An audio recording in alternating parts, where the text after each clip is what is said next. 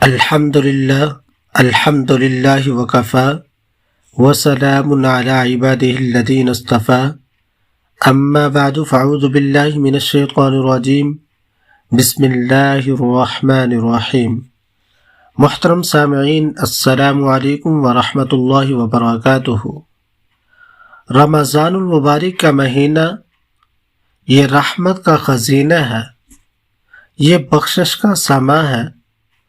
رمضان المبارک کے مہینے کی ایک ایک گھڑی باعث برکت، باعث سعادت، باعث بخشش کا سماں ہے کہ انسان اگر اس مہینے کے اندر بھی اپنی بخشش کا سامان نہ بنا سکے تو اللہ کے نبی صلی اللہ علیہ وآلہ وسلم نے ارشاد فرمایا کہ اس انسان سے بڑا بدبخت بد نصیب انسان نہیں۔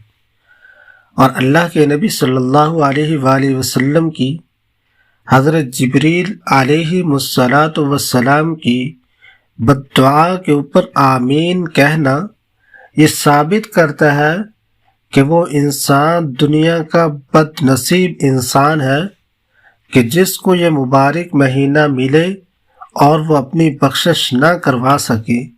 اس کی ایک ایک گھڑی کے اندر، اس کے ایک ایک لمحے کے اندر، اس کی ایک ایک ساعت کے اندر اللہ تبارک و تعالی لاکھوں نہیں، کروڑوں نہیں، اربوں کے حساب سے وہ اشخاص، وہ لوگ جن پہ جہنم واجب ہو چکی ہوتی ہے، ان کی اللہ رب العزت کی ذات بخشش فرماتے ہیں، ان کو جنت کا حقدار ٹھہراتے ہیں۔ تو انسان ہمیں چاہیے، اے میرے مسلمان، میرے عزیز، میرے دوست، میرے بھائی، میری بہن، میری بیٹی، ہمیں چاہیے کہ اس مہینے کی قدردانی کریں۔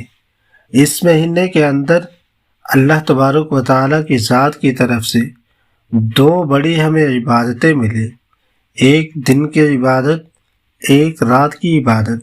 دن کی عبادت روزہ ہے، رات کی عبادت تراویح کی نماز ہے، لیکن اس کے ساتھ ساتھ ہمیں اللہ کے حضور اپنے آپ کو پیش کرنا ہوگا، اللہ رب العزت کی ذات کی عبادت کرنی ہوگی۔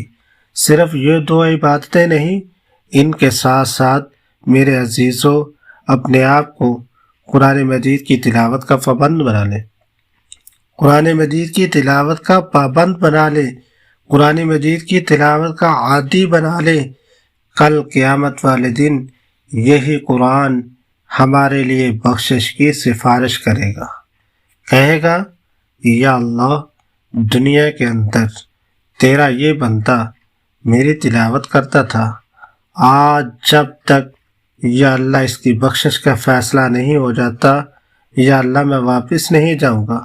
مولا کریم اللہ قرآن مجید کی سفارش کو قبول فرمائیں گے اور اس بندے کو جنت الفردوس میں جگہ عطا فرمائیں گے۔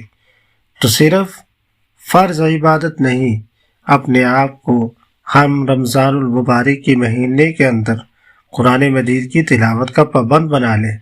تو روزے اور تراویح کے علاوہ اس عبادت قرآن مجید بہت بڑی عبادت ہے، اللہ رب العزت کی ذات کا کلام ہے، اور اللہ رب العزت کی ذات کل قیامت والے دن اس کی سفارش بھی قبول فرمائیں گے۔ تو قرآن مجید کی تلاوت کو اپنا اوڑھنا بچھونا بنا لیں، اس مہینے کے اندر زیادہ سے زیادہ تلاوت کریں۔ اس کے ساتھ ساتھ اللہ کا ذکر، اللہ رب العزت کی ذات کا نام، اللہ رب العزت کی ذات کے نام کی سربلندی وہ ہمارے ذہن کے اندر ہو، اللہ اللہ کی صدا لگ رہی ہو، اللہ اللہ کی پکار آ رہی ہو۔ کل قیامت والے دن اللہ رب العزت کی ذات ہم جیسے گنہگار بندوں کو سرخرو اور کامیاب فرمائیں گے۔